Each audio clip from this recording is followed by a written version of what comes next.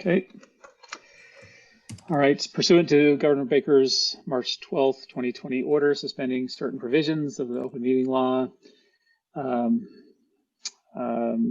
and the governor's March 15th, 2020 order imposing strict limitations on the number of people that may gather in one place. This meeting, the Southborough Municipal Technology Committee, will be connected via remote participation to the greatest extent possible. Specific information and the general guidelines for remote participation by members of the general public parties with a right and/or requirement to attend this meeting can be found on the Town of Southborough's website, southboroughtown.com. For this meeting, members, the public who wish to watch or interact, watch or participate in the meeting, watch the meeting, may do so by finding the meeting at southborough.town.com/remote meetings.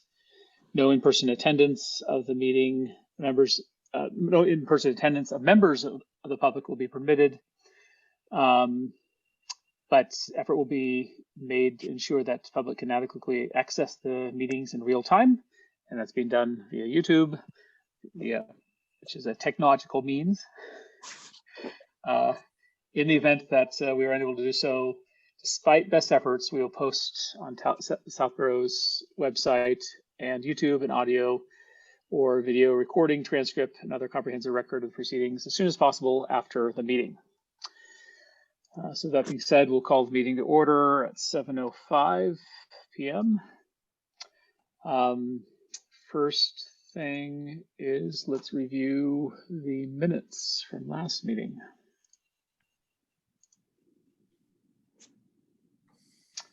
Tom, would you mind granting me screen sharing or granting me a host or co-host? Thanks.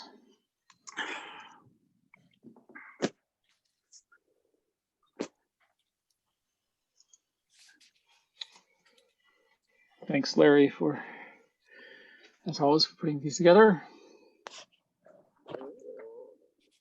and sending them out. Just as a clerical note, I just noticed my last name actually does have a lowercase f. Okay. Would you like me to modify these minutes or just fix it going forward? Going forward is fine. Okay. Sorry. No, common error.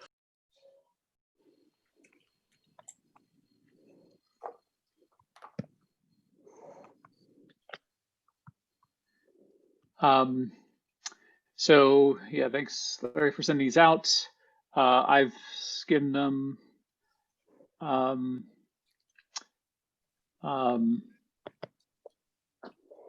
Any comments or questions?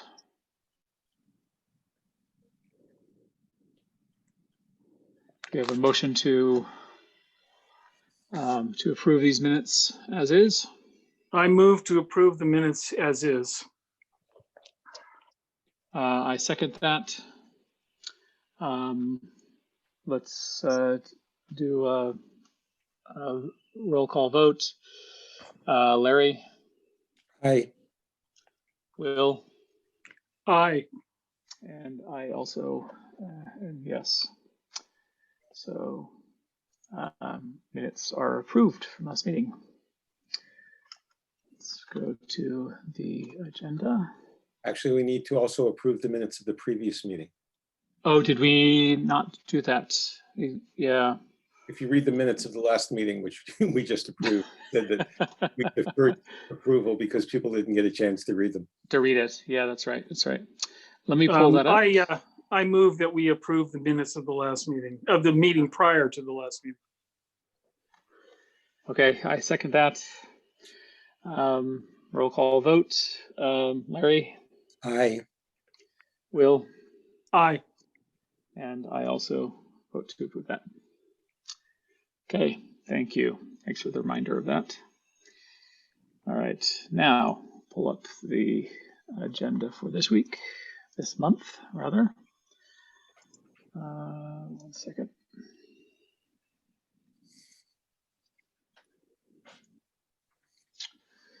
Okay,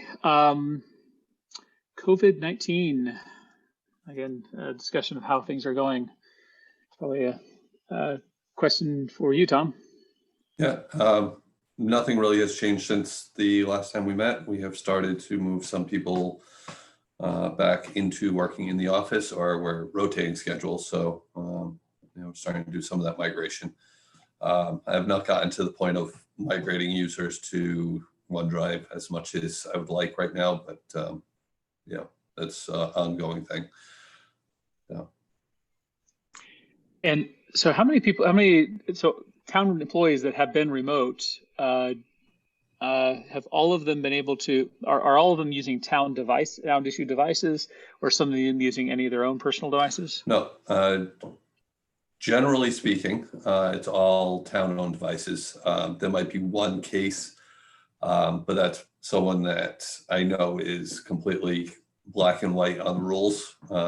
So, might be accessing one of their Word documents or something like that on their own device through OneDrive, town email type thing. But generally, everyone that is remote has a town device. Actually, in one case, I packed up a desktop to be brought home by one employee. So, Wow. And how has the remote administration and patching and monitoring of those devices been? it's been good. The remote networks. Yeah, the patch management system is internet-based. So anywhere in the world that connects to the internet, the patch management will see it. And basically what I've been doing is going in periodically and forcing the updates to go through and forcing a reboot, basically. So they might have 30 minutes to finish their work before the computer will reboot. But you don't schedule it like in advance of, Well, it does. It runs periodically on its own, but anything that is lingering well behind, I have a force option that I can set. So if it's multiple updates behind, I know they're not doing the reboot that they are being asked to do, so I just do a force on them. And you can remotely manage both the OS patches as well as like Adobe, application, Microsoft Office. Yeah. But this is the Microsoft patch capability that you're managing, right? Yes, but it's not through Microsoft. It's through another product. Oh, where does that run? It's internet-based. Okay. So it's a hosted solution. Okay. How about Looks like virus Jeff reporting? Sorry, what was that, Larry? Looks like Jeff joined us. Yeah, welcome, Jeff. Thanks for joining us. Was there another question about virus reporting?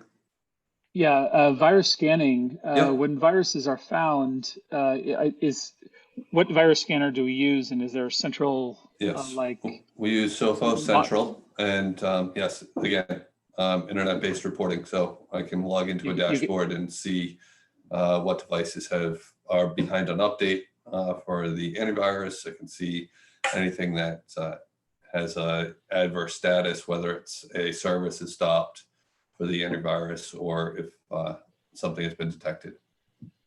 Do you get alerted at all if something gets detected? Yeah. Okay, yeah. That's great. Any other questions about device management, Larry? Well, I have a question. I don't know if it's device management, but I was just wondering how many different committees are using Zoom meetings? I can't tell you off the top of my head, but the list is constantly updating. So every committee has access to it.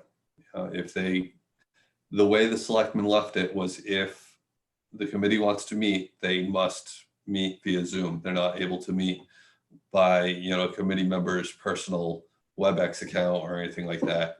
It has to be through the town accounts. Okay. Are we still limited to two simultaneous sessions? Yep. And, since we are in 3 or 4 months now, whatever it is. And I think there's been 2 instances where I've had to ask if someone would be willing to move their meeting You know, we've had a couple of instances where we scheduled them back to back, which was not what I would like. But the committees were respectful of the time. So, you know, I told them that they had to be off 15 minutes before the next meeting so that there was a transition period, and they've abided by that. So, you know, that hasn't been a major issue. How many meetings do you host a day on average? On a day, I mean, today we have 2 going right now, actually. You know, there might be one a day on average, probably leading up to town meeting, as it was noted in the minutes. I think we had 10 meetings in a 4-day span. You know, so it's not super overwhelming. And right now we're going into a period where, you know, I'll put it that a lot of committees probably go a little bit dormant over the summer. So, you know, some committees will still operate to keep business going, but for the most part, the demand for the meeting space has diminished greatly right now.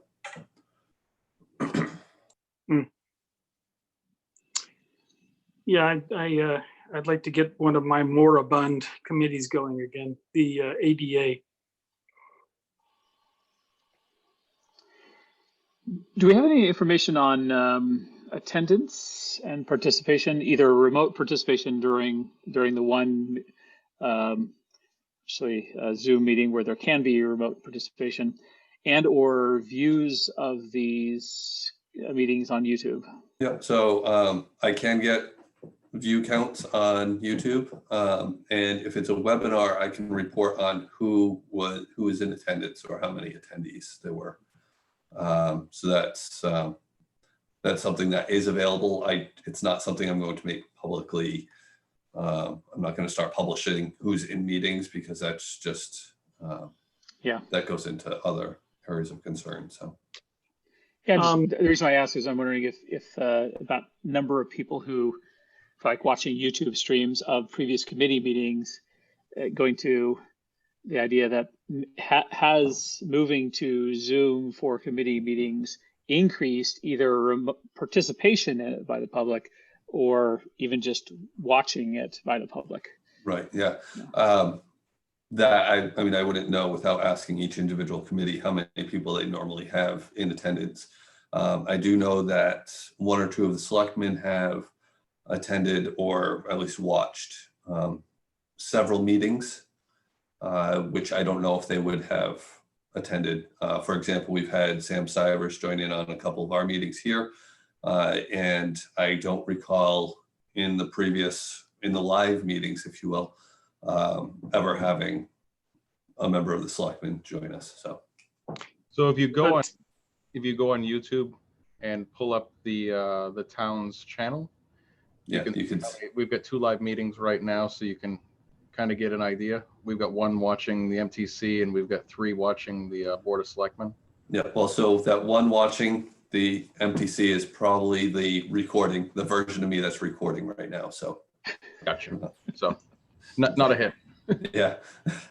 Tom, considering what's happening in the country, and also the estimates or the predictions for the fall, I get the feeling we're going to be into Zoom meetings for the long haul. If that's the case, what would it take for us to add some additional Zoom capacity? Short answer is funding. Yeah. Okay. And then actually, so then it's also what it would take to do the live streaming as well, because I believe we're limited to the number of live streams to YouTube at the same time. So okay.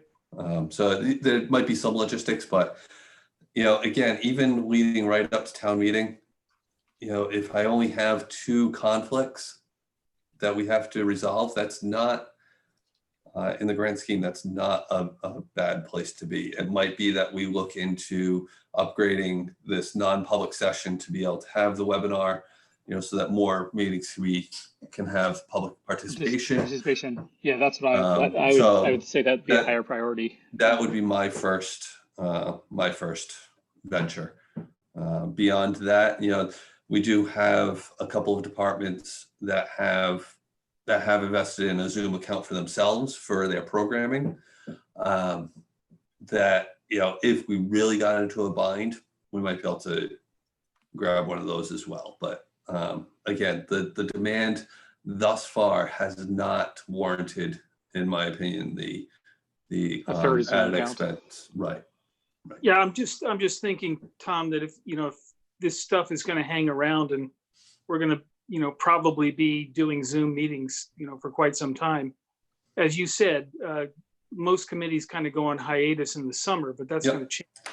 But even if you look back at the meeting calendar on the town website, if you take out the school committee meetings, because we never handle those through the town, go back, you'd be hard pressed to find a handful of days that there were 3 meetings going on simultaneously. Okay, that's good. From what I've heard and seen, the virtual meetings have actually added some flexibility to people's schedule. Whether it's they're willing to have a meeting at 5 o'clock and just stay in their office for a little bit longer, as opposed to, their commute home and then get to the town building, wherever the meeting is.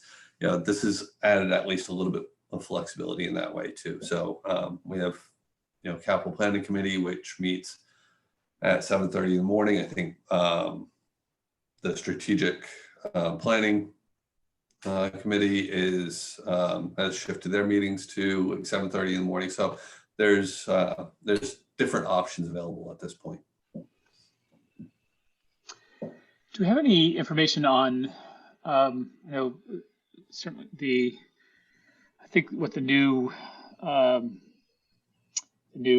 public safety building and potentially some other buildings in town have energy management systems? Is that correct? Yep. And do those energy management systems have any sort of monitoring? They do, but that's not something that I get into. That's, for me to start looking at the energy management of a building is like having the facilities director look at traffic on the internet for me. Yeah. Who manages the energy of the buildings? That's facilities department and John Parent. Okay. So I know that was a big topic at town meeting. And I think that the big thing, and just to go off on a little tangent on that for a second, the big thing that was not overlooked, I don't think it was heard or received, was the fact that even though we're in a brand new building, the brand new building is significantly bigger than the buildings that we got rid of. So, that's why the number is bigger. It's a bigger space. So what was the issue at town meeting that I didn't make town meeting? I was away. The energy costs are $10,000 more per month than the old building, and the new building was touted. I don't think it was so much more energy. It wasn't per month. It was over $100,000. It was about $100,000 or so over the course of the year. And so there's controversial of now they're asking for another $100,000 for a building that was supposed to be that much more, significantly more energy efficient than the old building. Granted, it is bigger, but the old building was touted to be so energy poorly efficient. Anyway, that's like I said, that's facilities. Actually, I sent Sam Stivers an email after this all-town meeting, and my question was, did the committee that was considering this question before the public safety building was built, did they get bad information? Did they receive bad information from consultants or bad information, estimates as to what was going to happen? And, if they did receive bad information from outside parties, is there any possibility to some extent or any extent to maybe, hold them accountable to that? Yeah. Again, did he respond? He did. He said he was going to bring it up with the board. I would think that this should be done very informally. But you know, it was it's kind of interesting. I believe it was the chairman of the committee that considered this question that was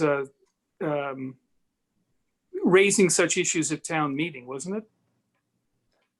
No, not really, but well, as someone that was on the committee at one point, but anyway, I don't think that that's necessarily pertinent right now, and it's getting into something that's not on the agenda. So okay. Yeah. Well, so it's related to COVID-19, and that the question is, how's the town faring with COVID-19, and is there energy through, is there energy savings? Again, that I wouldn't recognize that. I wouldn't see that. So. Okay. Okay. Anything else on COVID? Anybody else? I guess, there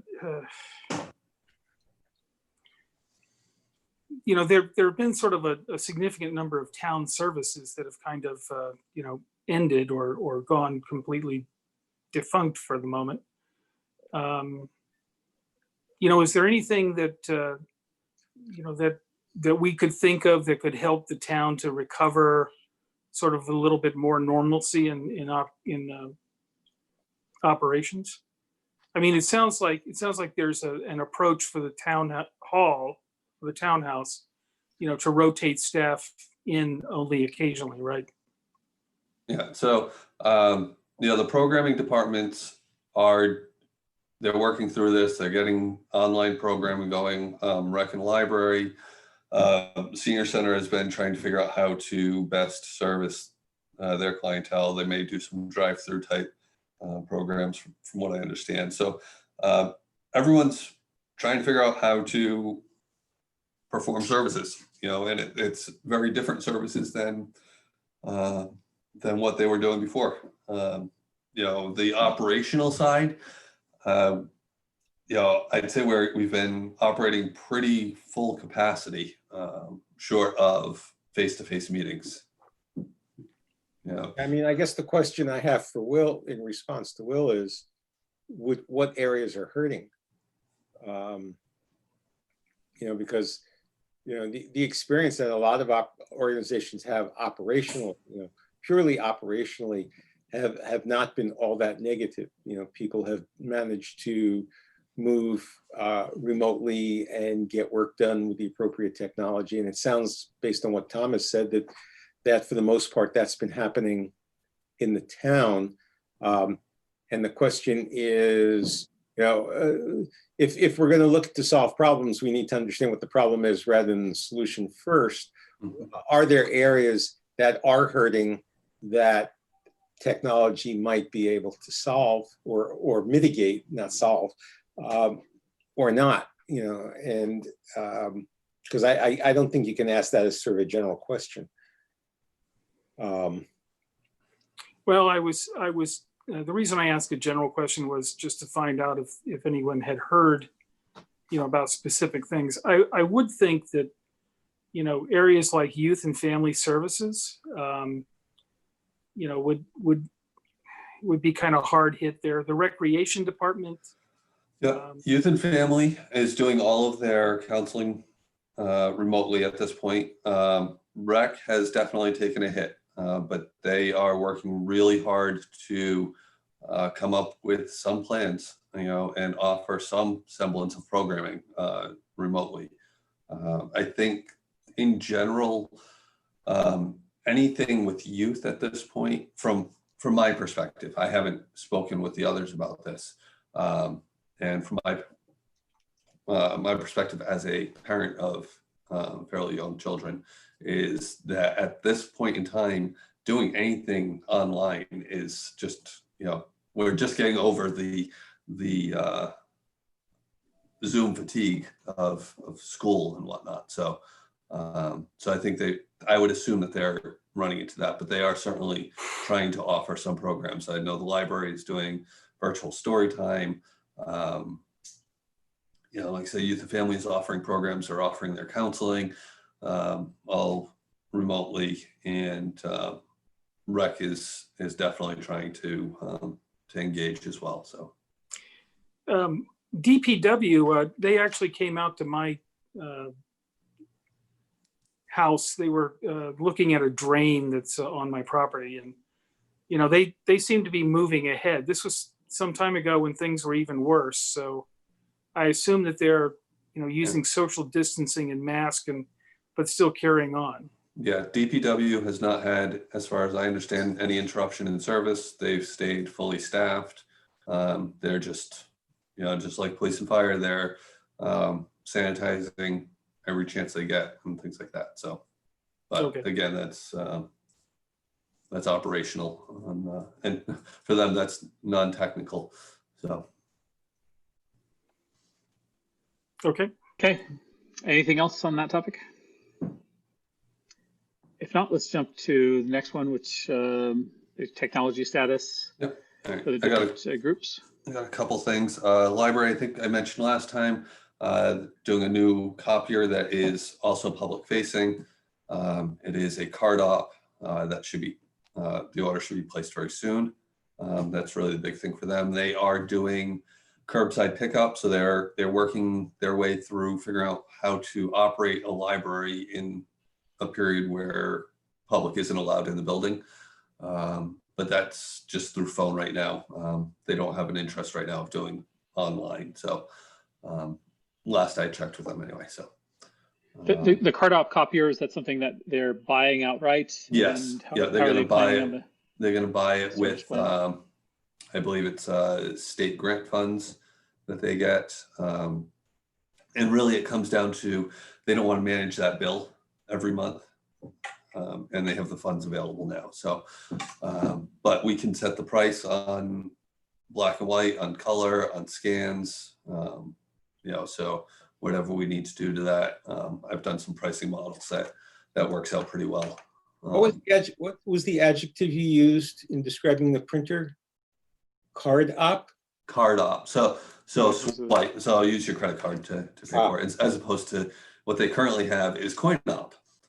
Which evidently is still an option, but you know, I think the number of people that use coins these days is probably significantly less than those that have a card. So, and that will be, yeah.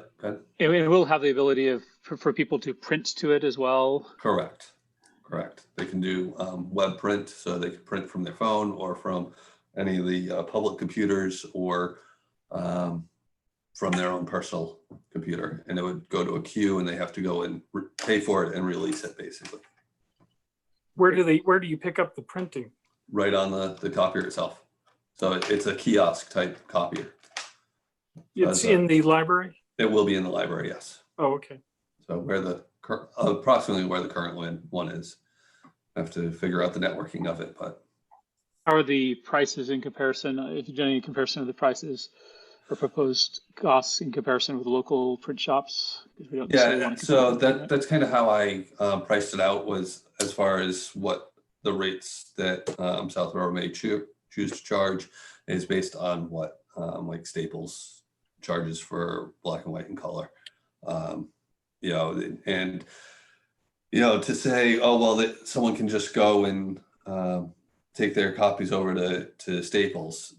The point of it is, if someone is doing research, or you know, they have a book and they just want one page of it, you know, make the copy there, as opposed to take out the book, bring it down to Staples, then have to bring it back. So it's a convenience thing, on top of the fact that the library needs a copier for their staff as well. So yeah, it kind of serves both. Yeah, I was wondering if you set it at the same value, you set it at the lower value, then you're competing with Staples. You set it at the same value, then it's just more of a convenience thing. Right. You set it to be slightly higher, then it's truly convenience for those. Yeah, it's truly convenience, even if it's like a penny or more per page. Yep. So we don't want people coming in there that are doing their massive. Yeah. You know, From that argument, I would actually set it noticeably higher than Staples, because you honestly don't want people coming in and doing 1,000-page jobs on this thing. You know, what you want is what Tom was originally saying. You want people who are in the library doing research, who want to make copies 1, 2, 3, 4, 5 pages. And if they need to make 100 pages or 200 pages or 500 pages, Staples is probably a better choice. Yes. And given that most people are only going to do 2 or 3 pages anyway, we might as well, charge enough to make sure we're covering all of our costs on those pages. And it's going to be a fine line that the library trustees will have to navigate, I think, so. So I'm the appointee from the library, so I'd be happy to take this back to them and with some ideas. Okay. So schools, I have nothing on them. On the town side, we have a lot going on right now. The fiber expansion to DPW, Art Center, and the Cemetery Admin Building is well underway. The crew was out all week last week pulling cables. So hopefully they'll be lighting that up within this week so that I can get rid of the internet connection over at the Art Center, at least. That's my priority because that's a budget impact. So that one's going. How about DPW? Yep. Is that they already have an internet connection there? Yeah, they do. That's paid through the Water Enterprise Fund. And the plan right now is to leave that as the secondary internet connection. So, once I get everything set up, I'm gonna have to work on how to configure the redundancy because they're on the other side of Route 9. So theoretically, if we lose Verizon on one side, it may still be good on the other side. And we'll keep Verizon in both places until the DPW contract is up. Because we're in a price lock for, I think it was a 2-year agreement, and we're probably somewhere between 12 and 18 months into it. And once that comes up, then we'll look at doing Charter or Comcast as the secondary. Versus carriers. That's great. Yep. So that's the plan for that. When you do look into carrier diversity, is that the actual location that you would do it on? I think so, in part because while we have the critical infrastructure in the public safety building, we also have critical infrastructure for the water systems in DPW. So, it's kind of a balancing act of making sure that those water systems are monitored and whatnot appropriately. Whereas, if we were to lose internet and fiber connection at the public safety building, they are fully self-contained to be able to still operate in the critical functionality. But Department of Public Works, if they lose internet, they lose the ability of monitoring their they may lose some of the ability to monitor their remote site. So that's something that has to be considered. So when that comes up, there'll certainly be some discussion around what the most appropriate location and diversity is. So, but Tom, you're going to be the one that actually implements, the necessary redundancy, right? Correct. Myself or contract or however we do it. Yeah. And these water systems that they're monitoring, so it sounds like the water systems are themselves connected to the internet and they're a monitoring capacity. Is that right? Yep. They use, I believe it's cellular technology at the pumping stations and the water towers to connect. You're not involved in setting that particular kind of technology up, right? No, not right now. You might be in the future? Anything's possible. We have fiber to at least one of the water towers, right? Yes, but the system operates well right now, and that hasn't been something that I've dipped my toe into. I know we have other sites that are not connected on fiber, and whether or not that would cause an issue. So again, down the road, it's something we can look at, but it has not been priority during this time. So I saying if there's any significant cost savings, Yeah. Has the town operated with sort of dual homed internet connections before, or is this going to be the first time? This would be the first time. Previously, if you remember back, well, so we'll rewind 4 years, and we had, 6 internet connections? Each building had its own connection. They were independent. All independent, yeah. So this is the first time where we're going to actually have to run dual home and BGP to separate it and make sure there are no loops and things like that. Right. So, really my plan is to bring in an outside contractor to deal with the networking, to do the redundant setup, so that, because that is well outside what I would be comfortable with playing with right now. Yep. So do you think I'm guessing we don't really need active. I think an active failover would be sufficient, right? That would probably be. Typically, it's a lot simpler to do Yeah. active failover. Yeah. If you just have basically redundant routers, one's active, the other one Yep. and you can share a virtual IP as the default gateway, and they monitor each other for health. You'd run VRRP or something like that to make it, Yeah. Well, so the firewalls that we currently use do have high availability configuration, where if one firewall goes down, the other one can take over. And also you can have multiple WAN connections in them. So, in each one. So, so it would be far easier if I do carrier diversity in one location. But that introduces the issue of, a truck comes and takes down the pole at the public safety building and rips everything off the line, then everyone's down. I would never, if we're going to go through the effort of doing carrier diversity, I would never do it in a single location. Right. So that's why I'm thinking the DPW is a good place for it. So the firewalls that you do have that allow for some level of redundancy, what is the heartbeat between them, or the interconnectivity between them to monitor for? That I haven't done that level of research because we haven't gotten there yet. So you might consider that, and basically saying, hey, you just extend that cable over a fiber line for the heartbeat, because there is a possibility of split brain where there, basically you lose a fiber between the two sides, and you still want both sides to be up, have their own, each side is basically, you lose the heartbeat between them, and it makes sense for each side to become active for their respective side. Yeah, so that would be, if we had them in 2 separate sites, that would be my plan, is use a dedicated pair of fiber as the link between them. So. Yeah, to monitor. When do you expect that the dual carriers will actually be ready to go live? Well, so like I said, when the fiber project is completed, hopefully in the next week or 2, I could set up dual carrier on the single Verizon network, because each site has an independent Verizon connection. And then beyond that, I have to look at what our contract is with the DPW's internet connection.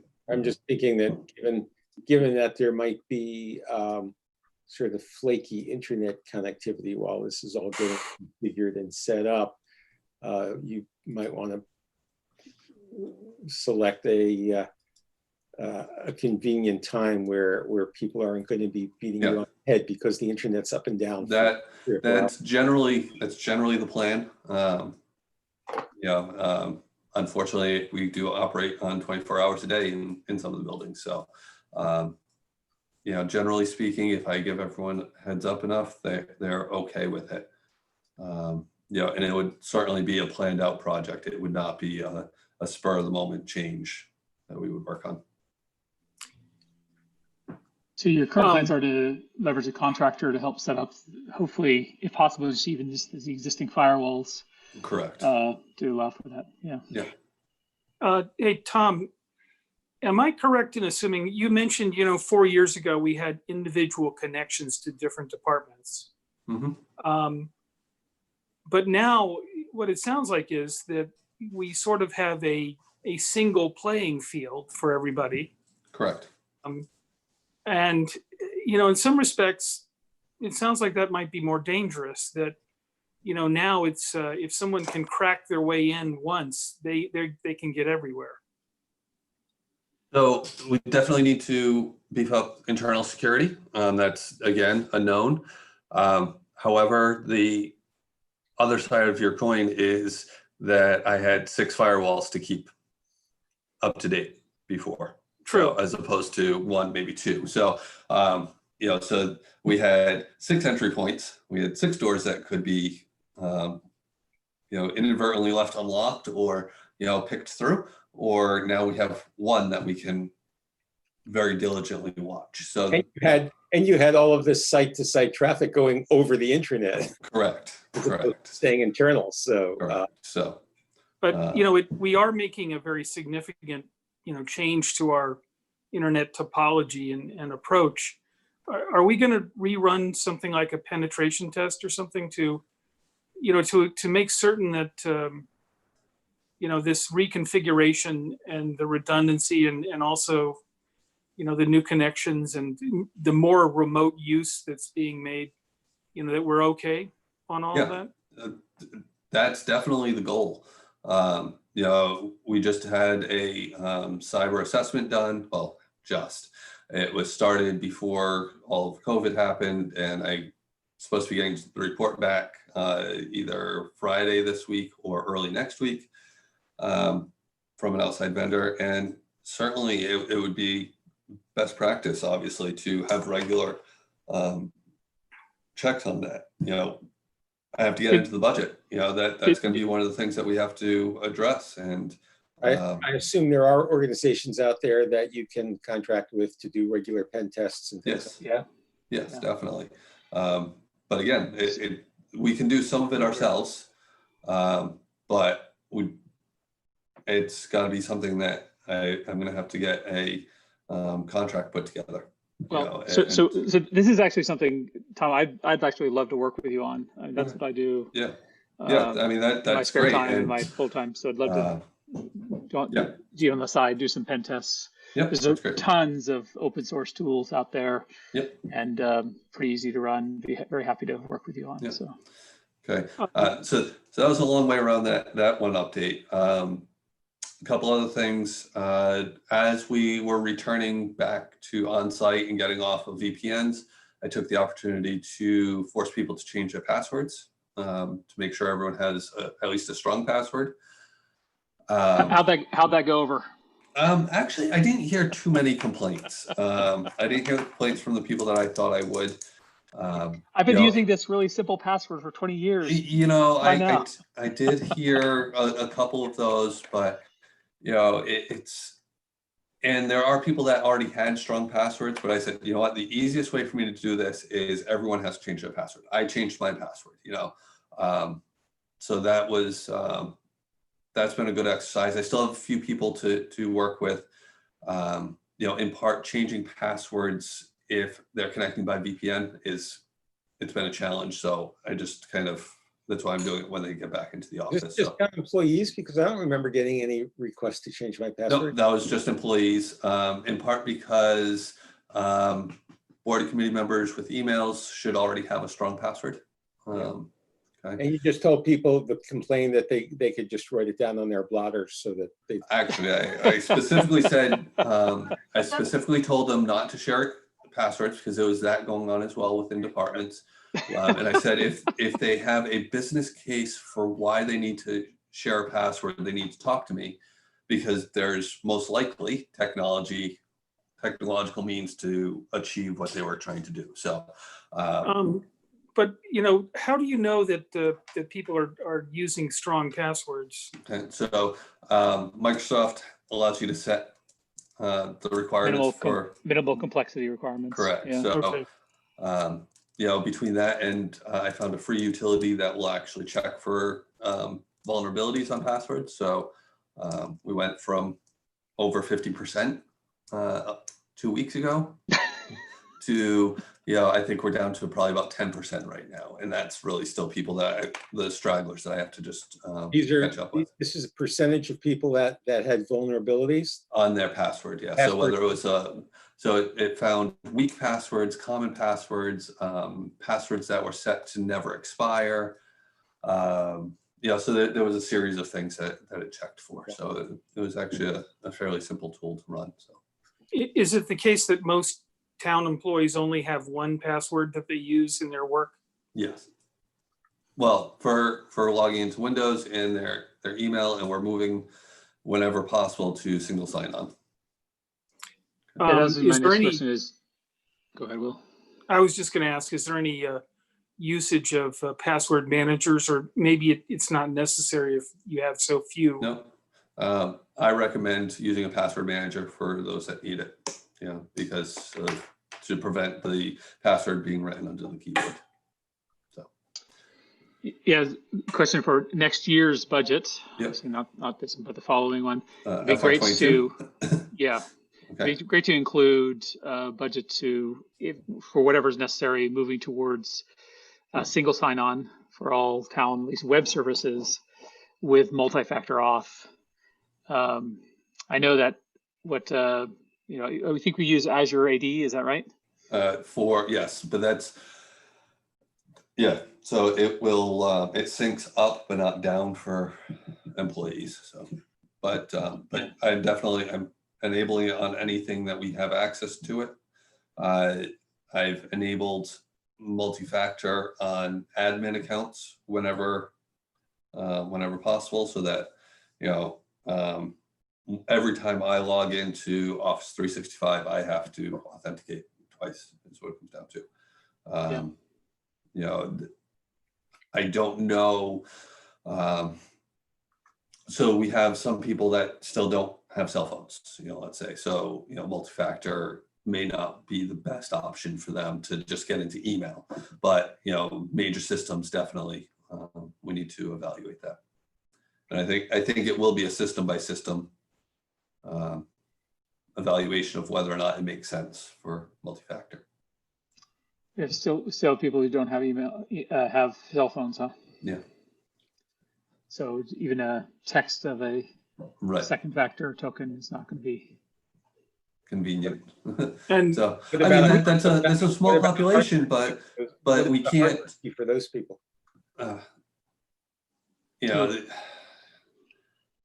So there's, just like everything else, there's going to be cost benefit, and pros and cons to doing it for everyone. And is it going to make sense? Or some systems aren't built for it. So theoretically, yes, that would be the your long-term strategic goal to put multi-factor on everything. But the realistic piece of it is we may never reach 100%, or at least not within the 10-year plan that we have. So. The key that I found is with multi-factor for companies, and Jeff, you have additional experience here as well, but you have to make it as easy as possible. So this is where the single sign-on comes in, where you use single sign-on. So the user has to only authenticate once per day or once per week. And only at that time do they ever have to enter their password and the multi-factor. And then every other application just inherits from that same session. Right. As opposed to multi-factor for that app, would never fly, right? Yeah. It has to be single sign-on and then multi-factor on that single sign-on and persist a long time, etc. Yeah. Okay. So I mentioned the cybersecurity assessment. I should be getting that back soon. Once I get that, I will share what I can with you guys. I don't know what the report is going to come back looking like, and obviously sharing it by email may not be the best thing to do, depending on what's in there. Was that purely attestations that were done, or did they come out and do some sort of network testing? I ran a utility on our side that checked the workstations that were powered on at the time, because it was in the midst of COVID. So we maybe had a quarter to a half of the workstations that actually turned on, but they're all configured basically the same way. They did external scan. They did phishing test on 100 employees.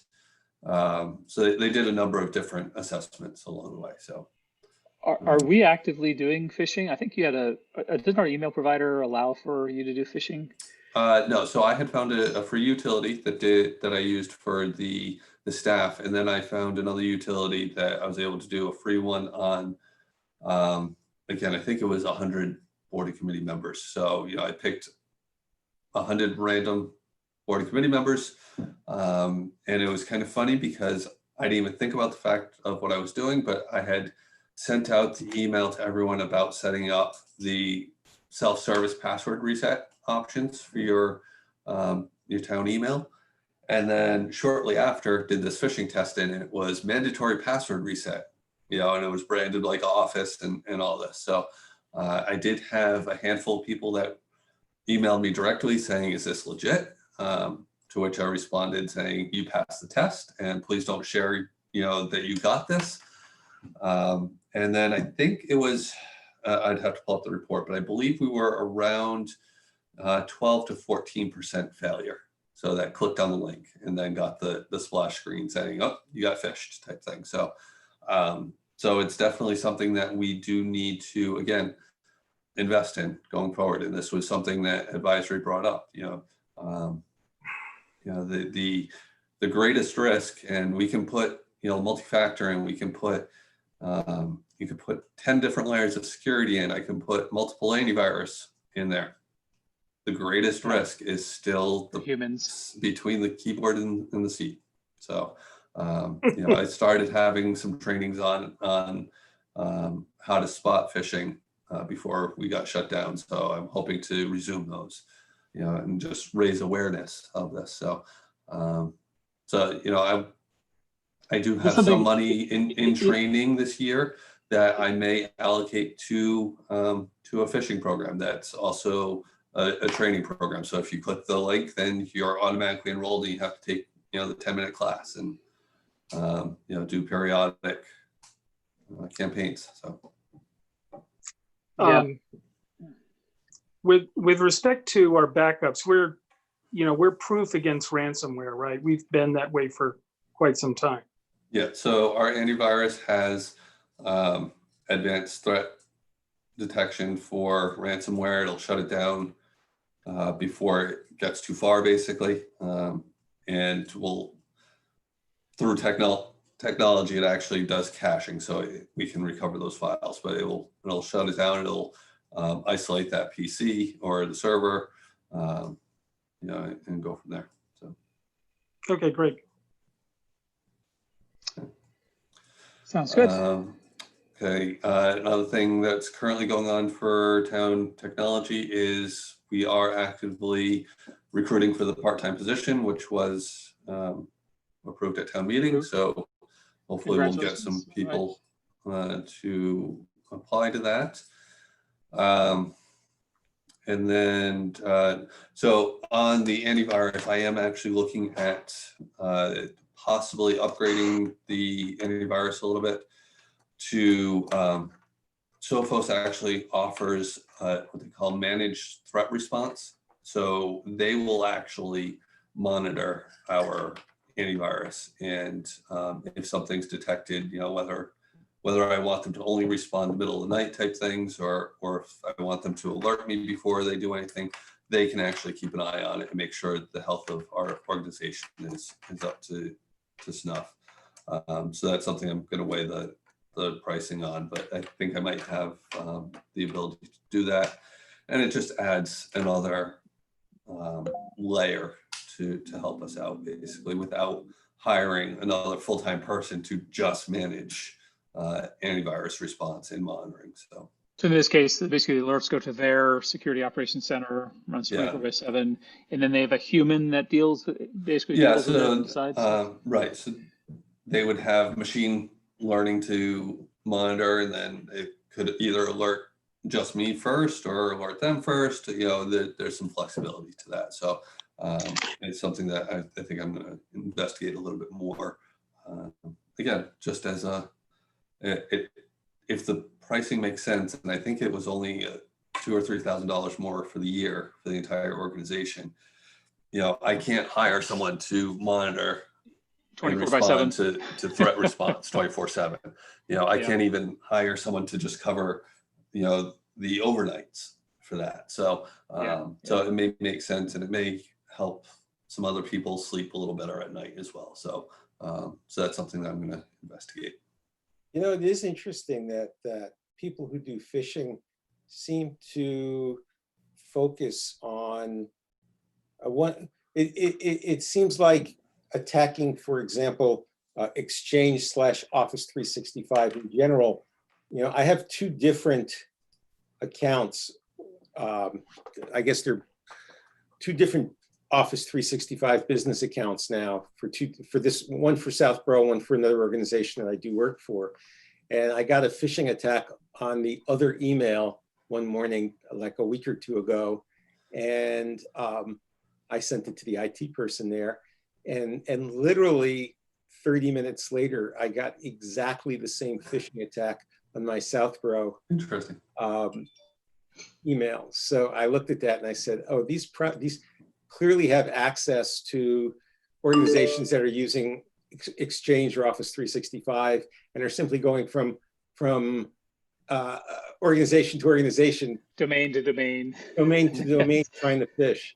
Well, so one of the things that I know does not help Southborough is that everyone's email is published on the website, you know, or on the board's committees app. But that's for the transparency piece and to make it actually worth having email accounts that the residents can contact board and committee members at. So, you know, it's.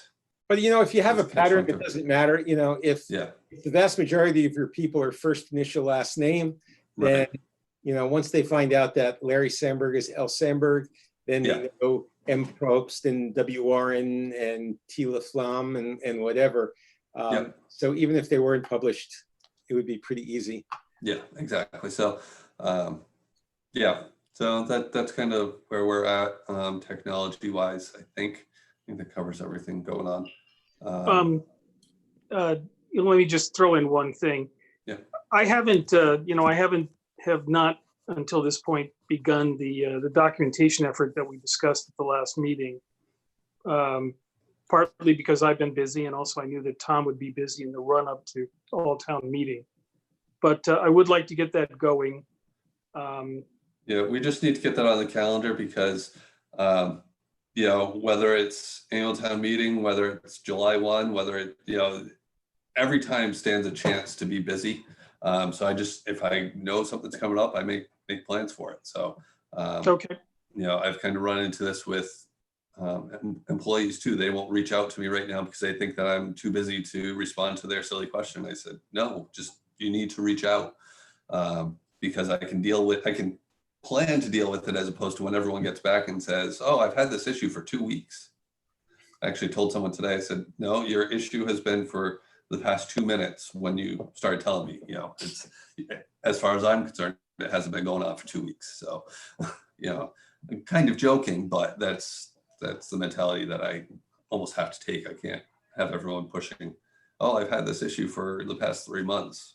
You know, I can't do anything about that. So, well, as someone who asked a silly question yesterday, I got very good response. So, speaking of which, over the past couple of days, we've had some issues with the town website, right? Yes, that was the other thing I wanted to cover. So, yes. Ssl certificate issues. So back on the 15th into the 16th, our website hosting company performed a data center migration to, basically they formed a partnership with a new data center. They picked the date, they picked the time. I didn't have an option to delay it. Immediately after that, found out that somehow our DNS entries were not compatible with their new system. So we shifted DNS over to their control, which isn't a big issue. But, you know, over the course of the last week, I've had reports that they've still been getting errors. And every time I log in, it's not an issue. I finally got to the point that essentially if you put HTTPS and did not include www, you got a certificate error. So I reported that today and contacted the VP of the of the division, who I actually happen to know from partnerships here when I worked in Westford, saying, look, this is not acceptable. And, you know, there's been concerns raised about possible meeting law and all this. And he said that they believe that it's the right partnership, but they have not proved that to us yet. So he's taking ownership of it. They were supposedly working on it today some more to try to come to a final resolution, speaking of which I just wanted to take a quick second. Okay, I do not have anything. But we should have it resolved here, hopefully today, maybe tomorrow. And if not, then, you know, if this lingers any longer, I need to start thinking about if it's the right partnership for the town, is what it comes down to. Did they forced us to delegate DNS to them? Yeah, just right? for the, and that, in part, that was to try to get through getting the site up and running. That was how they could kind of guarantee that the DNS entries that were in were 100% compatible and all that. So, you know, that was, it's not a domain name that I use for anything besides the website. So I wasn't, I resisted. I told them it wasn't my preferred method, but basically my preferred solution was to at least get the website up and running. So, you know, it's something we can revisit, pulling it back down the road. Yeah. So. Because now no longer you're not using Cloudflare for that. It's on their own Cloudflare account, basically. So every other domain is managed through a single sign-on onto Cloudflare, except that one now. So again, it's not ideal, but it's, given that it's only used for the website, you know, I don't have reservations about having them manage that for me. Tom, the specific issue that you were mentioning about the HTTPS and the www, Yep. Over the last 6 months, I've run into that issue with multiple medical billing sites or hospital sites. It seems like that's something that, you know, is kind of widespread in being a problem. Yeah, well, in either case, what it comes down to, and what I said to the vendor was, it worked before you moved to this new data center. You know, it needs to work now in all variations, because I can't control how someone is typing the address. You know, I said, I don't know the last time that I actually typed out HTTPS www. You know, So they are aware of it. They're supposed to be working on it. They're clearly not, you know, whoever this AquiaSites.com, they're using the wrong certificate. So that's just, that's the hosting.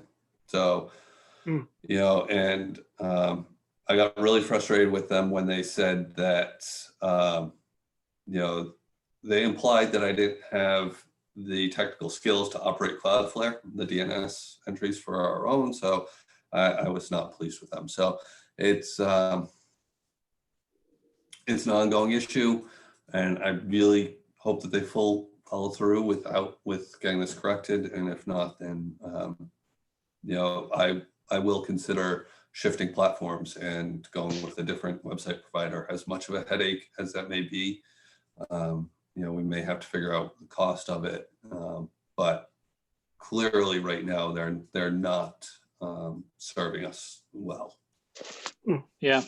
So it looks like www.southboroughtown.com does go through Cloudflare, whereas southboroughtown.com itself does not go through Cloudflare. Right. It's bypassing Cloudflare, and that's the problem. And they're presenting their own certificate, which of course doesn't match. Yeah. So they're aware of it and supposedly working on it. And like I said, supposed to have a solution tonight for me. I'm supposed to hear back from them tonight. So I apologize to everyone that's had an issue with it, but please know that I am very well aware and working on it on a constant basis at this point. Well, thanks for working on them. Yeah. All right. All right. Anything else on town administration technology we should be covering? Public safety. Status Anything quo. special there? No, status quo. How are things holding up there for the new building? Have things sort of settled down now? Is like just routine maintenance? They had a couple issues with the cameras the other day, but I just had them call the vendor because it's still under warranty. So I don't even remember what exactly it was, but other than that, these are video cameras for surveillance cameras. Yeah. Oh, and the other thing is, now that things have kind of settled in, I've been doing a little bit of adjustments to the Wi-Fi. So we had a lot of conflicting channels and things like that. So I've reduced the power on some, and actually removed channels and SSIDs from certain access points, with the eye of possibly removing them altogether if we don't see service degradation. So, have you done a assessment of do you basically walk around with a I have not mobile phone to see? That's the next step, but I will not do that during this period. I'm trying to stay out of that building as much as possible, out of respect for those that have to be in the building. Yep. So I make my visits as brief as possible. Is the fiber to the repeater by EMC all in? And oh yeah, that's been done since we moved in, basically. Oh, okay. Yep. And how's the radio system? As far as I've heard, it's been good. Is it now all digital? Is that right? No, they have not shifted over to digital yet. That is kind of the next step that they got money approved at town meeting, and I believe that is going to be to evaluate the digital option and see if that takes care of their dead spots. So we have fiber to both repeater sites now, right? Correct. So there's no more copper anywhere. Correct. That's nice. Yeah. Tom, I'm sorry, go ahead. No, go ahead, Will. Sorry. I was going to sort of broach into a related but different subject. So you go ahead right now. So you mentioned cameras in public safety, Tom. Do any of our other buildings have cameras? Not that I'm aware of, besides up at the transfer station. Okay. And I think one time we discussed possibly one of the benefits of having fiber to the water tower for the repeater there is potentially it'd be nice to have some sort of safety monitoring. And at some point, it can be added. But again, when we're arguing at town meeting over, how much to allocate for energy, it starts to, we do have to pinch where we can, where it makes sense. So it's true, trade-off. But there's a significant difference between, in all fairness to the people who are arguing for the energy, there's $100,000 a year in additional energy costs for one building. So I can empathize there. Whereas we're talking for like a camera feed, which is like a few $100s for the camera and maybe $1,000 a year for monitoring. We're talking about several orders of magnitude difference here. But I'm just saying that we're at a point that departments were asked to cut money. So getting some of those additional things is going to be a challenge, and we will have to look for potentially alternative funding sources. There is power to all these locations, like the repeaters sites. Yes, right? Yes, because the radio equipment is powered. So yeah. Okay. I was just thinking kind of casually, if we want to increase our meeting attendance or remote participation attendance, all we have to do is throw something on agenda about to endorse or not facial recognition technology in Southborough or all the cameras. Well, actually, that raises the subject that I was just going to ask Tom about was, have you had any rumblings of from Verizon about a transition to 5G and what they could do for you and things like that? No, and again, at this point, even if there were, I don't know if that would be something we would want to talk about without having it on the agenda. And it sounds like you haven't. Okay, I understand. So, Yeah, I think when future agendas we'll probably include it back because it'll inevitably come back, especially with all the 5G tower burning in the UK. All right. Anything else on public safety? no. All right. MTC processes. So basically, Larry, you had some great points from before about, or ideas about what we should be discussing and how we should potentially organize ourselves to be more effective in our meetings. Do you want to share your thoughts? If I can remember, it's about 3 or 4 months since we actually exchanged those emails. But so I can't remember everything I said. One of the things I do remember discussing was having a regular schedule for members of the different town departments to attend the meetings. So, for example, having the chief of police, attend a meeting, every 6 months or every 9 months or something, and have it on a regular schedule so that we're getting it sort of from the horse's mouth on some regular basis. DPW, fire, IT we have regular participation from, and know when it's going to happen, have it on the schedule, come prepared to ask appropriate questions, and make the focus, as we have done in the past, make the focus on those areas of technology that are either causing them grief, or that they're lacking, or that's working well for them, or that they would like to see implemented, and basically collect that information proactively. We've had various people come when there was some particular topic that they wanted to discuss, like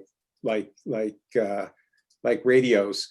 But I think that if we're going to look at long-term town strategy, we need to have some regular understanding of what's in these people's heads, where their pain points are, and things like that, so that we can talk about it amongst ourselves at other meetings, and then potentially make recommendations or assist with technology strategy. Because these people are experts in their area, but they might not have broad understandings of what can be done using technology these days. And I think that's one of the places that we can help. So, I would like to see us say, I don't know how many departments are relevant here. Clearly police, fire, DPW, maybe library, maybe school, just Senior center. Senior center, and just say, okay, every other meeting we're going to have somebody come. There are say 6 of them, so that we're not really being a burden on anybody, because we're just asking them to come once a year. That's not a burden on anybody in theory, but it gives us a clear and regular idea of what's happening in these areas, and where we can help them or get ideas from them. So I think that was the main thing. Were there other things in our exchange, Matt? I think that was the main thing that we. Yeah, I think that was the main thing. I also think it'd be good to, I personally think we need to do better about this whole strategic technology plan. It shouldn't be a scramble before town meeting to update just for the purpose of town meeting. I mean, I truly feel like there's a value in having a strategic technology plan and following up on it and and keeping up to date for the purpose of a plan. And the byproduct of that is updating the citizens on it. It's not the purpose of the plan, right? So I'd like to do better about taking the plan and like dividing up in the areas and truly having sort of assignments or volunteers about people within the committee. I know one of the deficiencies we have right now is or down a committee member, which I still want to do more work on recruiting and finding somebody. If anybody has any ideas about the best way of doing that, let's definitely jump into it. But sort of divide and conquer these different areas of the strategic tech plan. So yeah, that's my only additional thought. Larry, I think the having the schedule of departments showing up is excellent. I would like to include the Economic Development Committee, and perhaps there it's more to maybe prod them a bit with respect to looking into different ways that Southborough technology could help them, or help them to attract business. And the other area that probably needs to come on a somewhat regular basis will be the ADA. We're going to be doing this self-evaluation of all the issues of accessibility. Some of them are going to have to do with technology and websites and processes. We're going to be working with departments to then begin to correct them and prioritize them and things like that. And I think that might be useful for us to attend the meeting in that capacity to say what we're doing and how that's going to be perhaps impacting technology. Mm-hmm. Yeah, I mean, I think that that's important. My perception, and it could be incorrect, but my perception is one of the problems that we've had with the technology plan is that we're almost working from the point of view of trying to define solutions to the problems that we haven't quite identified yet.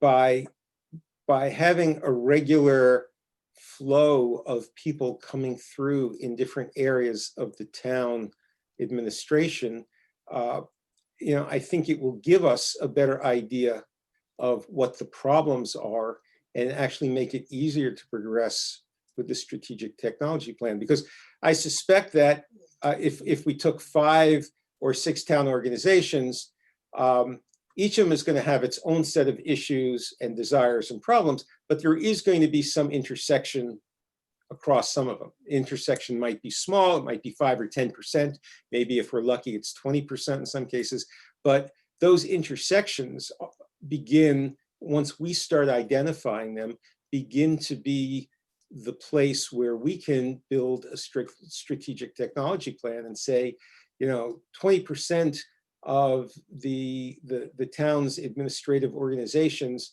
are, really having problems in this area or would like improvements in this area. One of our strategic goals needs to be to improve that area. And all of a sudden we actually have the problem that we want to propose a solution for, rather than the solution looking for the problem that we're trying to solve.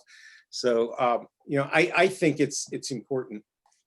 To that end, that's basically what I did when I started in Southborough. I scheduled time to sit down and talk with each department head for 15, 20 minutes, ask them what's working well, what's not working well, and came out with the initial technology assessment is what I called it.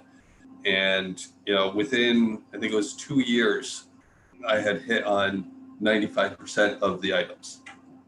So you might argue that produces low-hanging fruit, but it produces fruit, to try to improve the position of the town. So, and I'm assuming that, and I since I wasn't in any of your meetings, I'm assuming that one of the differences is that you were probably focusing on things with a time frame of a small number of years.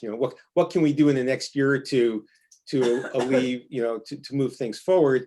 Whereas I think that our role as an organization is to look, like 5 years and say, so, yeah, it was open-ended of what doesn't work well for you today, basically, and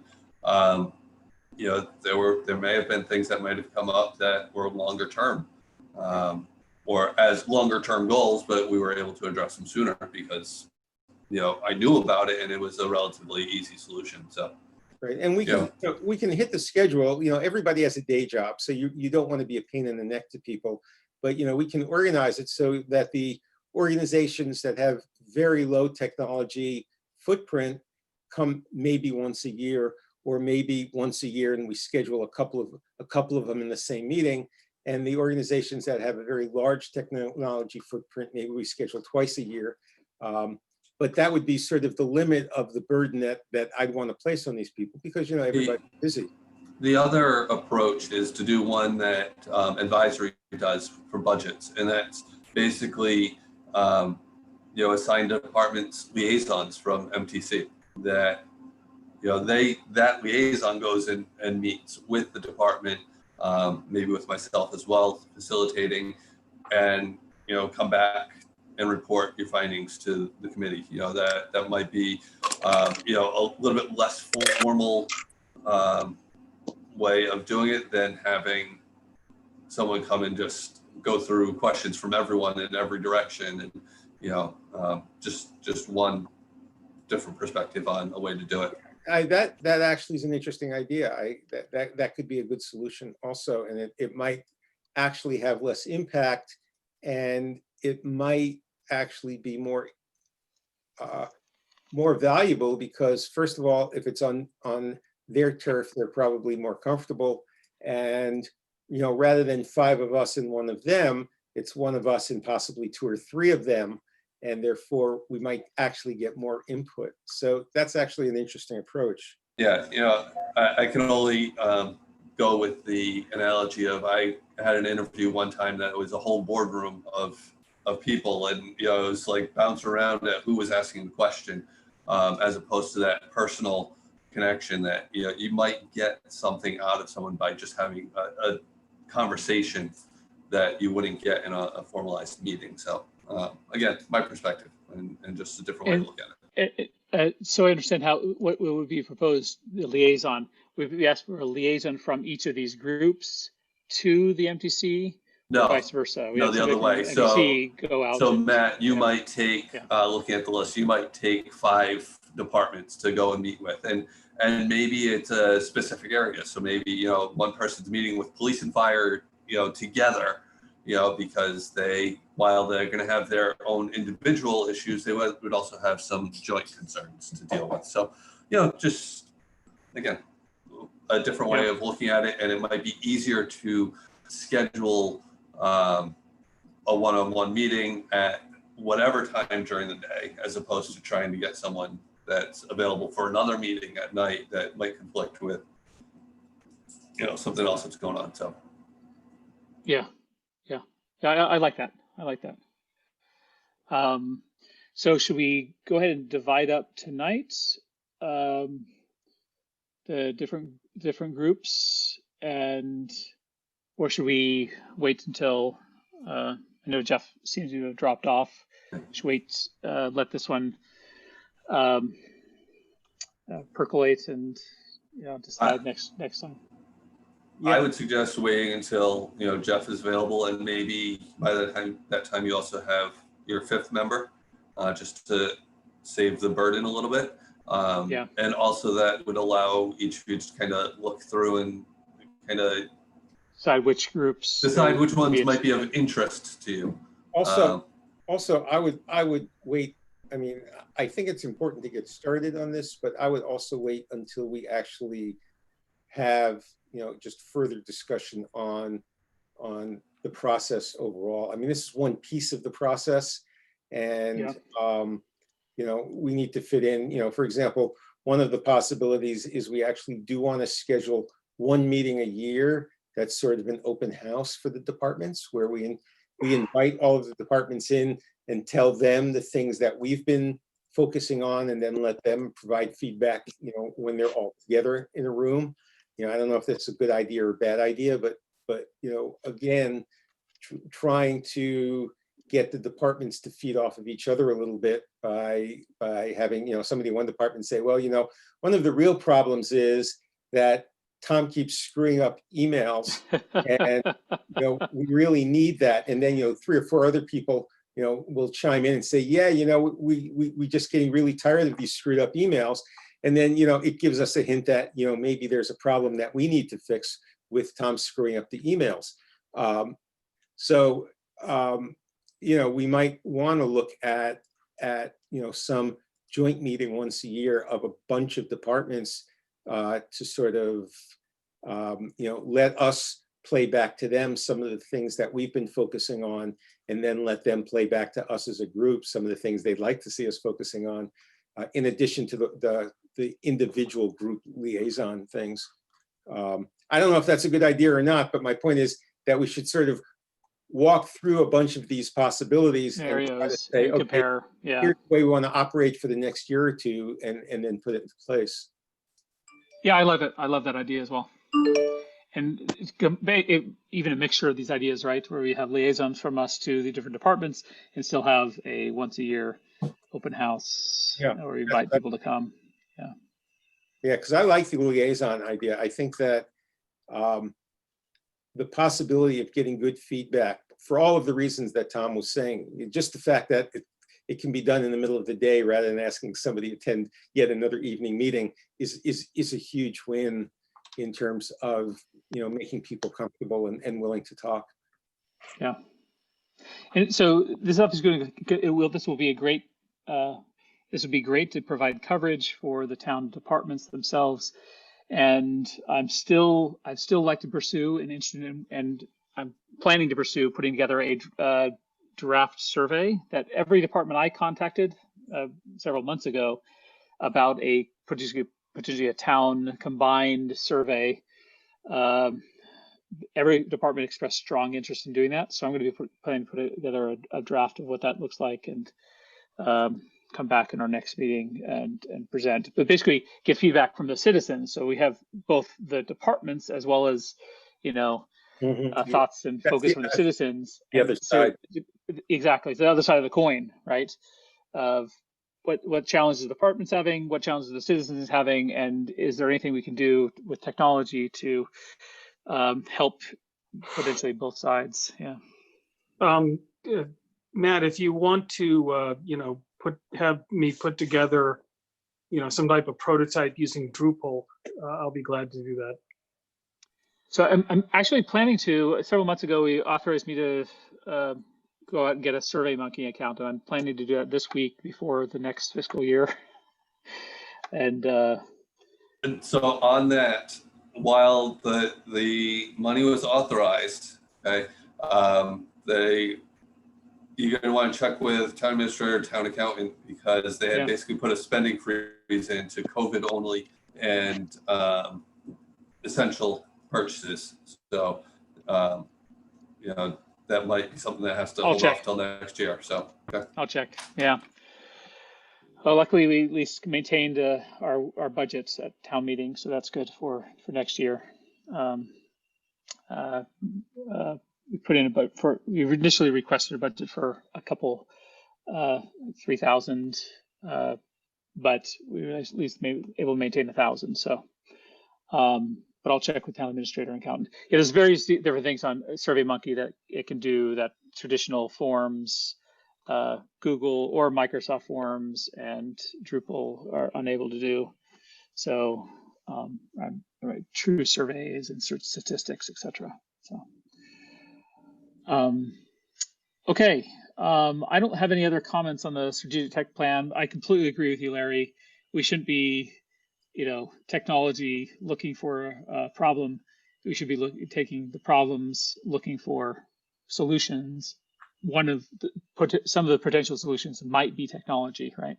Mm-hmm. And that should really drive what the plan is. And I think we've covered the surveys. Again, I want to put together a proposal there. Master plan committee appointment. So far I've been I was appointed from the committee to join, from our committee to join the Master Plan Committee. I volunteered. I have not had a chance to attend as many meetings as I'd like to. I've attended some, but I have not had a chance to attend as many. I think it still would be good for somebody on our committee to attend, and I'd like to open it up to see if somebody else would like to join the Master Plan Committee. Yeah. I'd be willing to do that, Matt. Would you? Okay, great. Thanks. That Let's might go ahead take and- as I said, that might take a formal vote, yeah. Yeah, let's plan on that. I move that will be appointed by the MTC to the Master Plan Committee as our appointee to the Master Plan Committee. Second. I'll second it. Okay, roll call vote. Will? Aye. Larry? Aye. And I also vote affirmative. Thanks, Will, for being. Larry, I didn't steal your thunder on that. You were. I sort of considered that you probably. I had zero thunder. Don't worry, there was nothing left to steal. Okay, I figured that since you're putting together, such detailed minutes, that maybe you are already spending a lot of time on the committee business. Yeah, no, I'm good with it, really.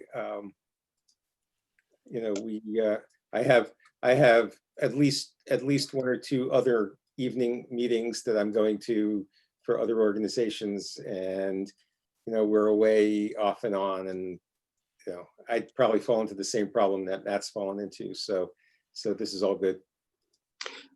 Matt, when will I be introduced to the committee then, I guess? I'll do it later tonight.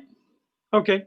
So Yeah. I believe that you need to notify the clerk's office, and then I don't know if Will has to be sworn into that committee. So Okay. but if that's the case, I'm sure Jim Haggerty will reach out and Okay. let you know I'll notify what needs to be done. I'll notify the clerk's office. Yeah. Okay, great. Great. Thanks, Will. This doesn't require board approval, does it? Board approval? Which board? Selectmen? Yes. No. I don't believe so. I believe that's appointed by this committee, I believe. Yeah, it's appointed by But this again, committee. Yeah. Jim would be able to clarify anything like that. So. Right, because you're okay. I just, as long as Jim is in the loop, we'll be okay. Yeah. I'll let him know. Just to change Okay. the subject for a quick second, that's something that we talked about. Is there something akin? I'll use the broad term of job description, but is there anything that we've written down that describes the kind of person that we're looking for to fill this last position? Besides the bylaw? No, but that is an excellent point. Let me take that as an action item. I'll run with that to create a draft, and then we can review it in our next meeting. That's an excellent point. Actually, Matt, I think when I came on board, I think there was some type of description, floating around at that particular time, maybe 2 years ago. I don't know where it would be, but there might already have been one written. Right. Probably more of a description of probably from the bylaw or a description of the committee itself. I don't know if if it was focused on the particular traits we're looking for. I don't know. Traits or areas, we've been through this a few times, and we all know technology people, but if I came to you and said, here's a friend of mine, he designs IO chips, and that's his focus on technology, we might not think that that's the right match for the committee. I mean, without any kind of value judgment about the person, we clearly have something in our head about what we're looking for, and we might as well take the opportunity. We clearly need more COBOL programmers on the committee. So I don't know about your opinion. That would be useful. we can hand that off to the Environment Division. But the point is that if we can have something that we can use, if nothing else, to filter out the obvious thing that we want to filter out up front, then you know, we will probably cycle through less waste. Well, very true. Yeah. Someone had mentioned the 5G problems in the UK. I think you know, that may be an example for us. You know, I'm reading more and more. I'm actually working on a 5G white paper for one of my clients. So I've been reading more and more about 5G, and you know, the more I read, the more it seems that the health risks are much lower than people were fearing. You know, other than the fact that it causes COVID-19. Really... No, Larry, testing causes COVID-19. Oh, that's right. We need to reduce the amount of testing we're doing. Come on, folks. Right.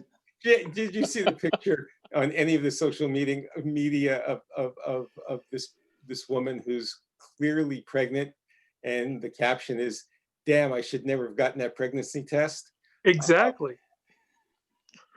Well, you know, we're laughing about this, but in some respects, you know, at the all-town meeting, it seemed to me that we voted to lower our budget for utilities as a way to decrease the cost of utilities without necessarily doing anything else. And if that works, I would say let's reduce those budgets all to zero.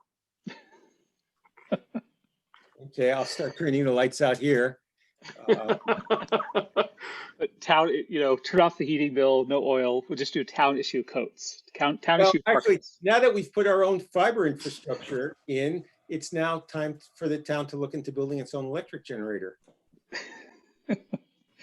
Yeah.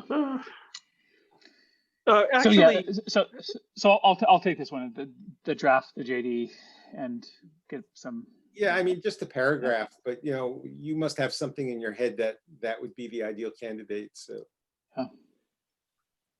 Great. Okay. All right. Any other thoughts for today's meeting? I do want to share an article that I ran across. This was done for larger cities, and it was done by IBM as a commercial product. But IBM Center for the Business of Governance is basically using innovation and technology to improve city services. And their focus is on large cities. And they did a survey, I think it was back in 2015.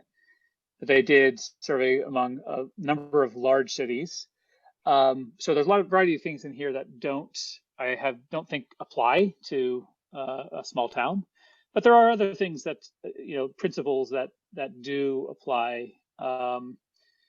And so they basically, you know, through their survey and work at these different cities, they found a number of trends.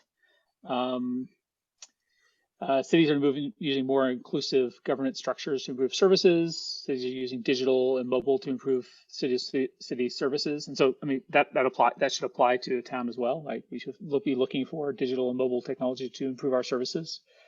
And we should, I don't know, I think we're a pretty small town, but from my understanding, we probably do have some structural departmental silos that maybe aren't working. I mean, just fairly recently, we had separate internet connections at every building, and unifying that is certainly helping. The good thing about that is, besides the internet connections, I mean, everyone's using the same file server and things like that. So, you know, we do have that is centralized currently. So. Yep, and procurement of devices as well. I mean, you're standardizing on the equipment. It helps with reducing the amount of spares and so forth. Could we save energy costs by centralizing all lighting to one building? Certainly all heating. Yeah. By the way, Matt, can you send me a link to this so that I can link in the minutes?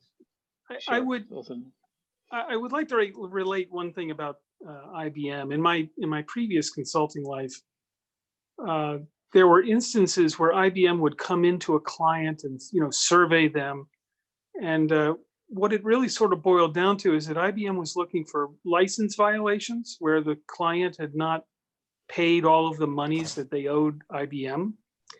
And then IBM would use that fact as a way to force the, the client to take IBM consulting services.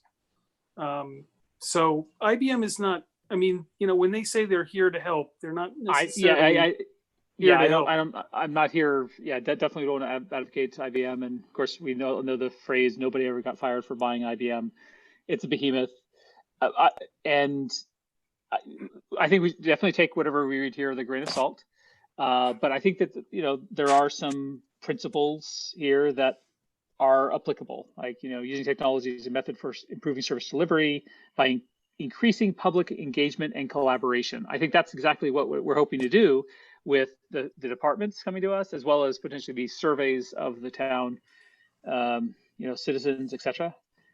Community input meetings, rather than just meetings. These can be surveys. The more we can have engagement to understand what the problems are, the better. Transparency, accountability, collaboration. So anyway, I'll share this with you. I don't know whether how much is useful for us, but might be interesting. I mean, if you go back to the page you were looking at, not this one, the previous one, in terms of identifying problems that need to be solved, some of these things are in fact the kinds of things that might make sense for us to look at long term, or at least to follow up on in our meetings with the departments.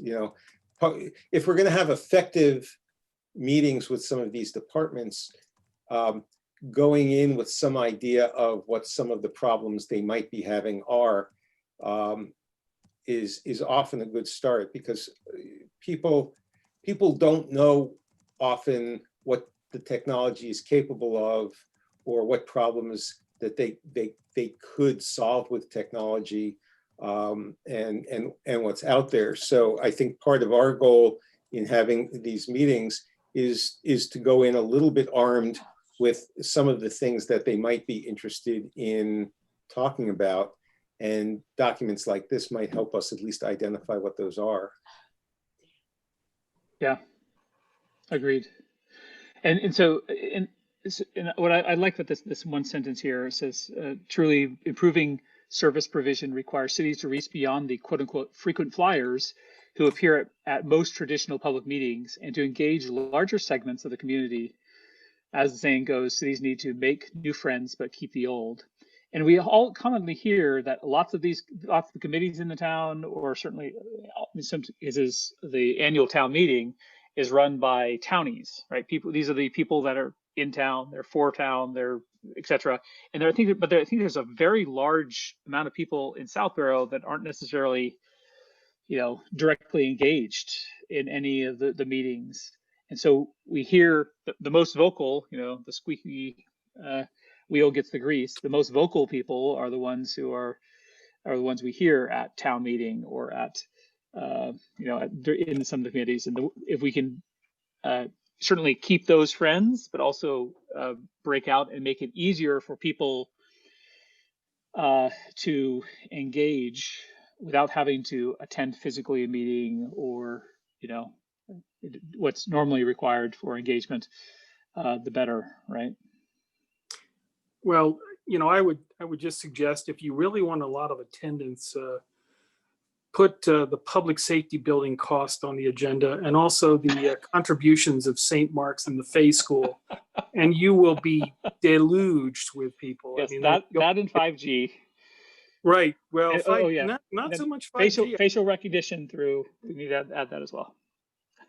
Yeah, perhaps we could become part of the Belt and Road project of China, right? Yeah. Except it's belt and suspenders here, but. All right. I don't have anything else on that topic. Any other items we should be discussing or covering for today's meeting? All right. If not, I move that we adjourn. Well, we need to agree on the next. Oh, next meeting. Yeah, let's go ahead and do that. So that would be 6/13/20, like the 21st. Does that sound right? Pull up a calendar here. As long as it's an evening meeting, that'll be fine with me. July 21st. Yes, that looks good. That would conflict with a master planning meeting, would it? Master I'll planning look into that. Master planning has, I think, shifted to early morning meetings. Okay. If it's very early morning, that's fine too. So July 21 at 7 p.m. Yeah. Tom, do you know if which of the Zoom is available that night? Well, let me take a look.